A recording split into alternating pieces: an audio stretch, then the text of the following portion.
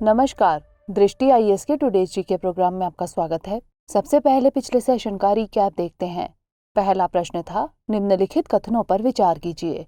पहला, भारतीय मानक ब्यूरो ने पश्मीना उत्पादों की शुद्धता को प्रमाणित करने के लिए पहचान, अंकन और लेबलिंग के लिए एक भारतीय मानक प्रकाशित किया है। दूसरा, पश्मीना ऊन का पारंपरिक उत्पादन करने वाले लोग चांगपा के नाम से जाने जाते हैं। उपर्युक्त में से कौन सा या से कथन सही है या फिर है? इसका सही जवाब था 1 और 2 दोनों। अगला प्रश्न था, इंफ्रास्ट्रक्चर इन्वेस्टमेंट ट्रस्ट यानी इनविट्स के संबंध में निम्नलिखित कथनों पर विचार कीजिए। पहला, ये बुनियादी ढांचा परियोजनाओं में निवेश के लिए छोटी रकम जमा करने के लिए डिजाइन किए गए हैं। दूसरा, ये भारतीय रिजर्व बैंक यानी आरबीआई द्वारा विनियमित होते हैं। तीसरा, ये उच्च शुद्ध संपत्ति वाले व्यक्तियों के लिए उपयुक्त है। उपर्युक्त में से कौन सा या से कथन सही है या फिर है? इसका सही जवाब था केवल 1 और 3। अगला प्रश्न था, निम्नलिखित कथनों पर विचार कीजिए। पहला, वैश्विक पर्यावरण आउटलुक संयुक्त राष्ट्र पर्यावरण कार्यक्रम द्वारा प्रकाशित किया जाता है। दूसरा, यूएनईपी का मुख्यालय वॉशिंगटन डीसी यानी संयुक्त राज्य अमेरिका में है। तीसरा, केन्या में भारत के उच्चायुक्त यूएनईपी में भारत के स्थायी प्रतिनिधि हैं। उपर्युक्त में से कौन से कथन सही हैं? इसका सही जवाब था केवल 1 और 3। अगला प्रश्न था, निम्नलिखित जोड़े पर विचार करें। Hydro power project Tehri dam, Tapovan Vishnugarh Pipalkoti. और नदियां हैं भागीरथी नदी, अलकनंदा नदी और धौलीगंगा नदी। ऊपर दिए गए युग्मों में से कौन सा या से सही सुमेलित है या फिर है? इसका सही जवाब था केवल 1। अगला प्रश्न था, निम्नलिखित कथनों पर विचार कीजिए। पहला, लघु वित्त बैंक यानी एसएफबीज कंपनी अधिनियम 2013 के तहत एक पब्लिक लिमिटेड कंपनी के रूप में पंजीकृत है। दूसरा, एसएफबी गैर बैंकिंग वित्तीय सेवाओं की गतिविधियों को शुरू करने के लिए सहायक कंपनियों की स्थापना नहीं कर सकते हैं। उपर्युक्त में से कौन सा या से कथन गलत है या फिर है?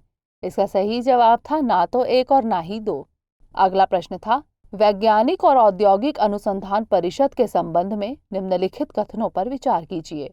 पहला, यह सोसाइटी पंजीकरण अधिनियम 1860 के माध्यम से एक स्वायत्त निकाय के रूप में कार्य करता है। दूसरा, यह वाणिज्य और उद्योग मंत्रालय के माध्यम से वित्त पोषित है। उपर्युक्त में से कौन सा या से कथन सही है या फिर है? इसका सही जवाब था केवल 1। अगला प्रश्न था, उष्णकटिबंधीय चक्रवातों के संबंध में निम्नलिखित कथनों पर विचार कीजिए। पहला, चक्रवाती तूफान का बनना और उसका प्रारंभिक विकास गर्म महासागर से जलवाष्प और ऊष्मा के स्थानांतरण पर निर्भर करता है। दूसरा, ये समुद्र की सतह से ऊपर उठने वाली हवा के संघनन के कारण बड़े पैमाने पर ऊर्ध्वाधर क्यूमुलस बादलों के निर्माण को प्रोत्साहित करते हैं। उपर्युक्त में से कौन सा या से कथन सही है या फिर है? इसका सही जवाब था 1 और 2 दोनों। अगला प्रश्न था, 38वां पैरेलल निम्नलिखित में से किन 2 देशों को विभाजित करता है? इसका सही जवाब था उत्तर कोरिया और दक्षिण कोरिया। अगला प्रश्न था, खबरों में रहा रीज एंड कोव निम्नलिखित में से किससे संबंधित है? इसका सही जवाब था 2 एंटीबॉडी का कॉकटेल।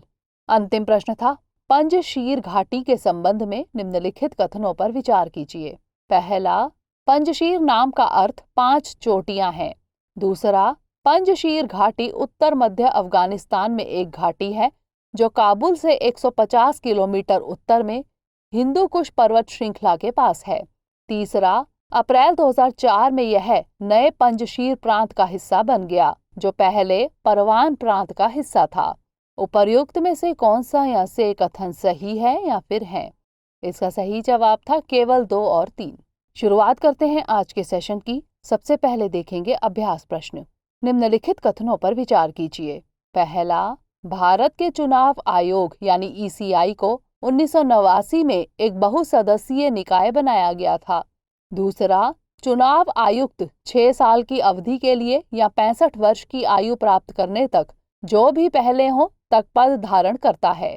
तीसरा, स्वीप यानी systematic voters education and electoral participation पहल मतदाता शिक्षा के लिए ईसीआई का एक प्रमुख कार्यक्रम है। उपर्युक्त में से कौन सा या से कथन सही है या फिर है? केवल एक और दो, केवल 2 और 3 या फिर 1, 2 और 3। इसका सही जवाब है ऑप्शन डी, 1, 2 और 3, यानी सभी कथन सही हैं। हाल ही में भारत निर्वाचन आयोग यानी ईसीआई ने 2 दिवसीय systematic voters education and electoral participation यानी स्वीप परामर्श कार्यशाला का आयोजन किया। मूल रूप से निर्वाचन आयोग में केवल एक चुनाव आयुक्त था, लेकिन चुनाव आयुक्त संशोधन अधिनियम 1989 के बाद इसे एक बहुसदस्यीय निकाय बना दिया गया है। चुनाव आयुक्त 6 वर्ष की अवधि के लिए या 65 वर्ष की आयु प्राप्त करने तक जो भी पहले हो पद धारण करता है। Systematic voters education and electoral participation यानी स्वीप 2009 में मतदाता शिक्षा के लिए ईसीआई के प्रमुख कार्यक्रम के रूप में शुरू किया गया था। तो इस तरह इस प्रश्न का सही जवाब है ऑप्शन डी, 1, 2 और 3। हमारे वीडियो अंग्रेजी में देखने के लिए फॉलो करें हमारा ही दूसरा यूट्यूब चैनल दृष्टि IAS इंग्लिश। आज के सेशन का पहला प्रश्न है, निम्नलिखित कथनों पर विचार कीजिए। पहला, अंतर्राष्ट्रीय छात्र मूल्यांकन कार्यक्रम यानी पीसा आर्थिक सहयोग और विकास संगठन यानी OECD द्वारा शुरू किया गया था। दूसरा, 2012 अंतर्राष्ट्रीय छात्र मूल्यांकन कार्यक्रम में भारत ने चीन के बाद गणित की परीक्षा में शीर्ष स्थान हासिल किया। तीसरा, पीसा परीक्षण प्रतिवर्ष आयोजित किया जाता है। उपरोक्त में से कौन सा या से कथन सही है या फिर है? केवल एक और दो, केवल 2 और 3 या फिर 1, 2 और 3। इसका सही जवाब है ऑप्शन ए, केवल 1। Program for international student assessment का फील्ड ट्रायल 15 से 18 सितंबर तक 38 स्कूलों में होना है। हाल ही में पीसा CCT यानी क्रिटिकल एंड क्रिएटिव थिंकिंग की तैयारियों पर चर्चा करने के लिए एक समीक्षा बैठक आयोजित की गई थी। पीसा की शुरुआत आर्थिक सहयोग और विकास संगठन यानी OECD द्वारा की गई थी। 2012 पीसा परीक्षण में चीन ने शंघाई के स्कूलों ने गणित और विज्ञान की परीक्षाओं में शीर्ष स्थान हासिल किया।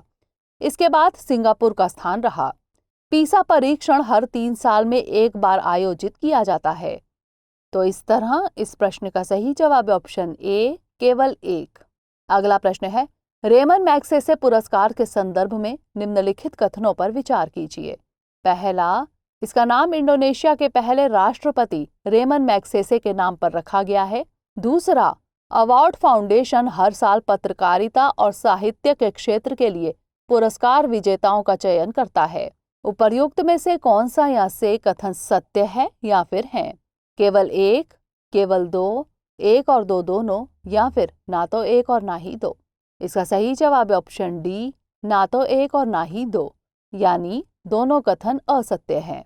रेमन मैग्सेसे पुरस्कार की घोषणा कर दी गई है। इस वर्ष के 5 पुरस्कार विजेताओं में से एक बांग्लादेशी वैक्सीन वैज्ञानिक और पाकिस्तान के एक माइक्रो फाइनेंसर भी हैं। रेमन मैग्सेसे पुरस्कार 1957 में स्थापित किया गया था। इसे एशिया का प्रमुख पुरस्कार और सर्वोच्च सम्मान माना जाता है। इसका नाम फिलीपींस के तीसरे राष्ट्रपति रेमन मैग्सेसे के नाम पर रखा गया है। रेमन मैग्सेसे अवार्ड फाउंडेशन हर साल इमर्जेंट लीडरशिप के क्षेत्र के लिए पुरस्कार विजेताओं का चयन करता है। तो इस तरह इस प्रश्न का सही जवाब है ऑप्शन डी, ना तो 1 और ना ही 2। अगला प्रश्न है, निम्नलिखित कथनों पर विचार कीजिए। पहला, उन्हें अंतरधार्मिक समझ के लिए अकादमिक आंदोलन के अग्रदूत के रूप में जाना जाता है। दूसरा, उनके द्वारा लिखे गए महत्वपूर्ण किताबों में मजमा उल बहरीन और सिरे अकबर शामिल है। तीसरा, उन्होंने उपनिषदों का संस्कृत से फारसी में अनुवाद किया। उपर्युक्त कथन निम्नलिखित में से किस व्यक्ति का वर्णन करते हैं? अबुल फजल, टीपू सुल्तान, दारा शिकोह या फिर शेर शाह सूरी। इसका सही जवाब है ऑप्शन सी, दारा शिकोह। उपर्युक्त कथन दारा शिकोह का वर्णन करते हैं। संस्कृति मंत्रालय ने हाल ही में दारा शिकोह की कब्र का पता लगाने के लिए भारतीय पुरातत्व सर्वेक्षण के 7 सदस्यीय पैनल का गठन किया है। दारा शिकोह 1615 से 59 को भारत में अंतरधार्मिक समझ के लिए अकादमिक आंदोलन के अग्रदूत के रूप में जाना जाता है। उनकी सबसे महत्वपूर्ण रचनाएं मजमा उल बहरीन, दो महासागरों का मिलन और सिरे अकबर महान रहस्य है। उन्होंने उपनिषदों और हिंदू धर्म एवं आध्यात्मिकता के अन्य महत्वपूर्ण किताबों एवं ग्रंथों का संस्कृत से फारसी में अनुवाद किया था। इन अनुवादों के माध्यम से उन्होंने हिंदू संस्कृति और आध्यात्मिक परंपराओं को यूरोप और पश्चिम देशों में पहुंचाया था। तो इस तरह इस प्रश्न का सही जवाब ऑप्शन सी, दारा शिकोह। अगला प्रश्न है, निम्नलिखित कथनों पर विचार कीजिए। पहला, दक्षिण एशियाई क्षेत्रीय सहयोग संघ यानी सार्क की स्थापना काठमांडू में सार्क चार्टर पर हस्ताक्षर के साथ हुई थी। दूसरा, 2005 में हुए 13वें वार्षिक शिखर सम्मेलन में अफगानिस्तान सार्क का सबसे नया सदस्य बना था। उपर्युक्त में से कौन सा या से कथन सत्य है या फिर है? केवल एक, केवल दो, एक और दो दोनों, या फिर ना तो एक और ना ही दो। इसका सही जवाब है ऑप्शन बी, केवल दो। अमेरिका अफगानिस्तान छोड़कर चला गया है और अफगानिस्तान अब पूरी तरह तालिबान के हाथों में है। इसी बीच सार्क में अफगानिस्तान की सदस्यता पर सवाल खड़ा हो गया है। सार्क की स्थापना 8 दिसंबर 1985 को ढाका में सार्क चार्टर पर हस्ताक्षर के साथ हुई थी। 2005 में हुए 13वें वार्षिक शिखर सम्मेलन में अफगानिस्तान सार्क का सबसे नया सदस्य बना था। तो इस तरह इस प्रश्न का सही जवाब है ऑप्शन बी, केवल दो। अगला प्रश्न है, national mission on edible oil, oil palm यानी NMEO-OP के संदर्भ में निम्नलिखित कथनों पर विचार कीजिए। पहला, यह एक केंद्र प्रायोजित योजना है। दूसरा, इसके तहत पाम ऑयल के किसानों को वित्तीय सहायता प्रदान की जाएगी और उन्हें प्राइस एंड वायबिलिटी फॉर्मूला के तहत पारिश्रमिक मिलेगा। उपर्युक्त में से कौन सा या से कथन सत्य है या फिर है? केवल एक, केवल दो, एक और दो दोनों, या फिर ना तो एक और ना ही दो।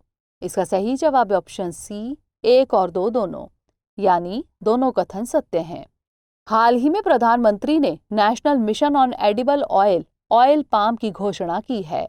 इस मिशन के लिए 5 साल की अवधि में 11,000 करोड़ रुपए से अधिक का निवेश किया जाएगा। यह एक केंद्र प्रायोजित योजना है। इसके तहत पाम ऑयल किसानों को वित्तीय सहायता प्रदान की जाएगी और उन्हें प्राइस एंड वायबिलिटी फॉर्मूला के तहत पारिश्रमिक मिलेगा। तो इस तरह इस प्रश्न का सही जवाब है ऑप्शन सी, एक और दो दोनों। अगला प्रश्न है, नॉर्थ स्ट्रीम 2 पाइपलाइन के संबंध में निम्नलिखित कथनों पर विचार कीजिए। पहला, यह पाइपलाइन रूस के उस्त-लुगा शहर से बाल्टिक सागर से होते हुए जर्मनी के ग्रीफ्सवॉल्ड तक जाती है। दूसरा, इस पाइपलाइन को 2015 में बनाने का निर्णय लिया गया था। उपर्युक्त में से कौन सा या से कथन असत्य है या फिर है? केवल एक, केवल दो, एक और दो दोनों, या फिर ना तो एक और ना ही दो। इसका सही जवाब है ऑप्शन डी, ना तो एक और ना ही दो। हाल ही में अमेरिकी राष्ट्रपति जो बिडेन ने जर्मनी रूस नॉर्थ स्ट्रीम 2 पाइपलाइन पर अपनी स्वीकृति दे दी है। यह लगभग 1200 किलोमीटर लंबी पाइपलाइन है जो रूस के उस्त-लुगा शहर से जर्मनी के ग्रीफ्सवॉल्ड तक जाती है। नॉर्थ स्ट्रीम 2 पाइपलाइन प्रणाली में बाल्टिक सागर के माध्यम से रूस से यूरोप तक 55 बिलियन क्यूबिक मीटर प्राकृतिक गैस के परिवहन की क्षमता है। इस पाइपलाइन को 2015 में बनाने का निर्णय लिया गया था। तो इस तरह इस प्रश्न का सही जवाब है ऑप्शन डी, ना तो एक और ना ही दो। अगला प्रश्न है, निम्नलिखित देशों पर विचार कीजिए। पहला, किर्गिस्तान। दूसरा, उज्बेकिस्तान। तीसरा, तुर्कमेनिस्तान। चौथा, कजाकिस्तान। पांचवा, तजाकिस्तान। उपर्युक्त में से कौन से देश अफगानिस्तान के साथ सीमा साझा करते हैं? केवल 1, 2, 3 और 4, केवल 2, 3 और 5, केवल 3, 4 और 5, या फिर केवल 1, 2, 4 और 5। इसका सही जवाब है ऑप्शन बी, केवल 2, 3 और 5, यानी उज्बेकिस्तान, तुर्कमेनिस्तान और तजाकिस्तान। अफगानिस्तान से अपनी सीमा वापसी के बाद अमेरिकी राष्ट्रपति जो बिडेन ने देश को संबोधित किया। उन्होंने इस संबोधन में इसे अमेरिका का सही और बुद्धिमत्तापूर्वक लिया गया निर्णय बताया है। अफगानिस्तान एक लैंडलॉक्ड देश है। इसकी सीमा पूर्व और दक्षिण में पाकिस्तान, पश्चिम में ईरान, उत्तर में तुर्कमेनिस्तान एवं उज्बेकिस्तान तथा उत्तर पूर्व में तजाकिस्तान और चीन से लगती है। तो इस तरह इस प्रश्न का सही जवाब है ऑप्शन बी, केवल 2, 3 और 5। अगला प्रश्न है, पूर्वोत्तर क्षेत्र विकास मंत्रालय के संबंध में निम्नलिखित कथनों पर विचार कीजिए। पहला, यह भारत सरकार का एक मंत्रालय है जिसकी स्थापना सितंबर 2010 में हुई थी। दूसरा, यह केवल छठी अनुसूची वाले राज्यों के सामाजिक आर्थिक विकास से संबंधित मामलों को देखता है। उपर्युक्त में से कौन सा यहाँ से कथन सत्य है या फिर है?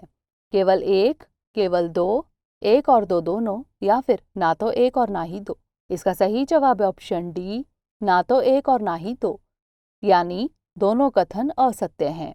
हाल ही में केंद्रीय पूर्वोत्तर क्षेत्र विकास राज्य मंत्री ने 8 पूर्वोत्तर राज्यों के मुख्यमंत्रियों, कृषि मंत्रियों, मुख्य सचिवों और अन्य वरिष्ठ अधिकारियों के साथ एक बैठक की। यह बैठक मुख्य रूप से पूर्वोत्तर में कृषि के विकास पर केंद्रित थी। पूर्वोत्तर क्षेत्र विकास मंत्रालय यानी एमडोनर भारत सरकार का एक मंत्रालय है जिसकी स्थापना सितंबर 2001 में हुई थी। यह पूर्वोत्तर भारत के 8 राज्यों अरुणाचल प्रदेश, असम, मणिपुर, मेघालय, मिजोरम, नागालैंड, त्रिपुरा और सिक्किम के सामाजिक आर्थिक विकास से संबंधित मामलों को देखता है। तो इस तरह इस प्रश्न का सही जवाब है ऑप्शन डी, ना तो 1 और ना ही 2। अगला प्रश्न है, पोषण अभियान के संबंध में निम्नलिखित कथनों पर विचार कीजिए। पहला, इस अभियान का लक्ष्य छोटे बच्चों, महिलाओं और लड़कियों में व्याप्त स्टंटिंग, अल्प पोषण यानी अंडर न्यूट्रिशन, एनीमिया को कम करना और लो बर्थ वेट को हर साल क्रमशः 2%, 2%, 3% और 2% कम करना है। दूसरा, मिशन का लक्ष्य 2022 तक 0 से 12 वर्ष की आयु के बच्चों में स्टंटिंग को 38.4% से घटाकर 25% करना है। उपर्युक्त में से कौन सा यहाँ से कथन सत्य है या फिर है? केवल 1, केवल 2, 1 और 2 दोनों, या फिर ना तो 1 और ना ही 2। इसका सही जवाब है ऑप्शन ए, केवल 1। हाल ही में केंद्रीय महिला और बाल विकास मंत्रालय ने आजादी का अमृत महोत्सव के हिस्से के रूप में सितंबर महीने में पूरे देश में पोषण माह मनाने का फैसला किया है। 8 मार्च 2018 को सरकार द्वारा पोषण अभियान यानी राष्ट्रीय पोषण मिशन शुरू किया था।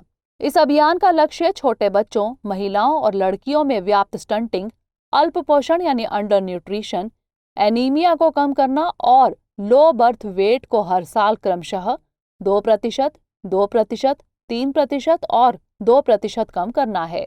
मिशन का लक्ष्य 2022 तक 0 से 6 वर्ष की आयु के बच्चों में स्टंटिंग को 38.4% से घटाकर 25% करना है।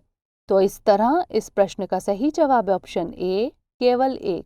अंतिम प्रश्न है, खबरों में रहे वोल्बाचिया बैक्टीरिया का उपयोग निम्नलिखित में से किस वायरस के नियंत्रण में किया जाता है?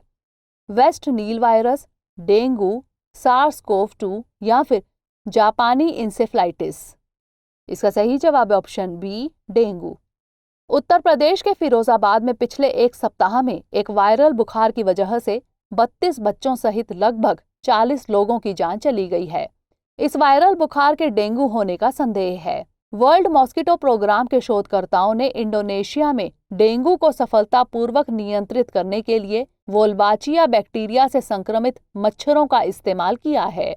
डेंगू एक मच्छर जनित उष्णकटिबंधीय बीमारी है जो डेंगू वायरस यानी जीनस फ्लेवीवायरस के कारण होती है।